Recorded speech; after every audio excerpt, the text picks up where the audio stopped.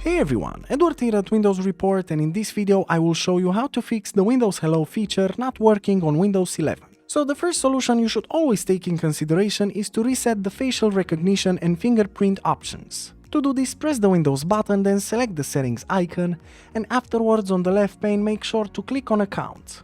Now on the right side just scroll down until you find the Sign In option category and click on it. In here you have two big categories you have to fiddle with: facial recognition from Windows Hello and also fingerprint recognition from Windows Hello. In my case the options are currently unavailable, but you can click on each of them, and in here you will see that you have a remove button. So by pressing on the remove button you'll make sure to reset the facial and the fingerprint recognition systems. Afterwards you can click on the Get Started and follow the on-screen instructions to continue setting up new facial and fingerprint recognition. When done, just restart your computer and check if the problem still persists. Another useful solution is to reinstall the biometrics driver. To do this, right-click the Windows button and select Device Manager from the list of options.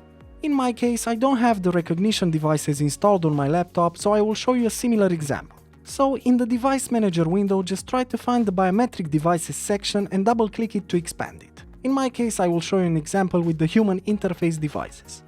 Now just right-click the Windows Hello software and select the Uninstall Device option. Now just confirm by pressing on the Uninstall button and then simply reboot your computer. Afterwards, Windows will automatically reinstall the driver for your device, and then you can check if the problem still persists. And another great solution is to uninstall and reinstall the Windows Hello feature.